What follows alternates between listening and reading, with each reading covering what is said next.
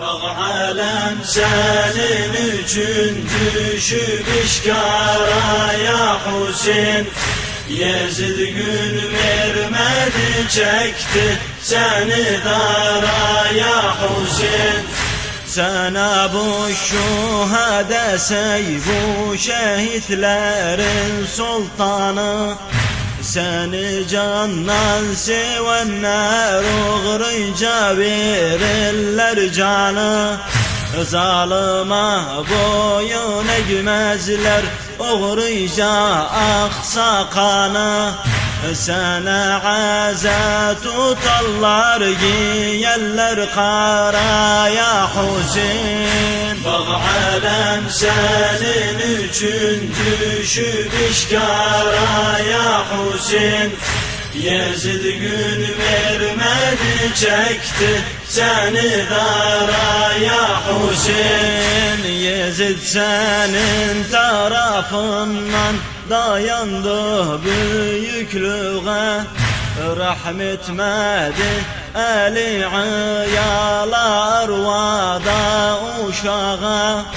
Kerbala'da Ali Asgar kana aktı kondağı, zalim harmala vurdu oku Asgar'a ya Hüseyin. Alem senin için düşüp işkara ya Hüseyin.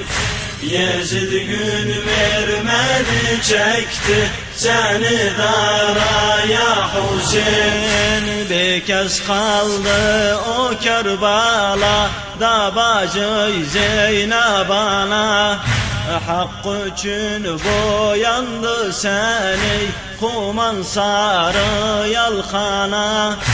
Para para oldu ekbari giden de meydana, hardan getirese su oğlu ekbara ya Hüseyin.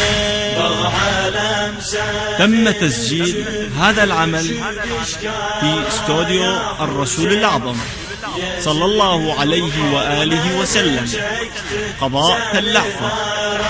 Ya Hüseyin yıktılar kardeşi Abu Fadlı o Fırat'ta, kollarını kestiler kaldı özü o şecaati. Hiçbir rahim bulunmadı kafir zalim ümmete, Abbas büktü beli yetti sende yara ya Hüseyin. Alem senin için düşüp işkara ya Hüseyin.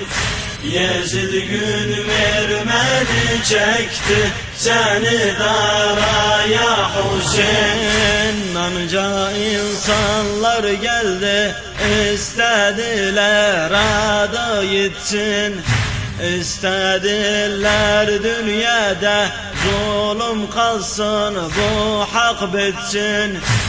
İstemezler seni sevenler sana aza etsin, azayı eder oğuldu sak para para ya Hüseyin. Senin için düşüp işkara ya Hüseyin.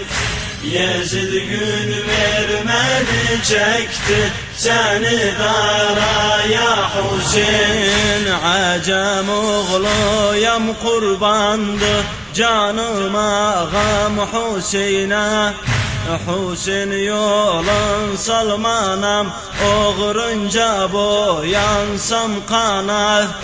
Bana fedadı Hüseyin için düşsem kara günah, ben senden vazgeçmem düşsem ahuzara ya Hüseyin.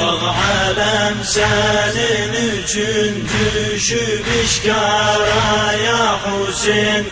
Yezid gün vermedi çekti seni dara ya Hüseyin. هذا الرادود الحسيني علي أكبر خانم، من كلمات الشاعر الحسيني كاظم عجم.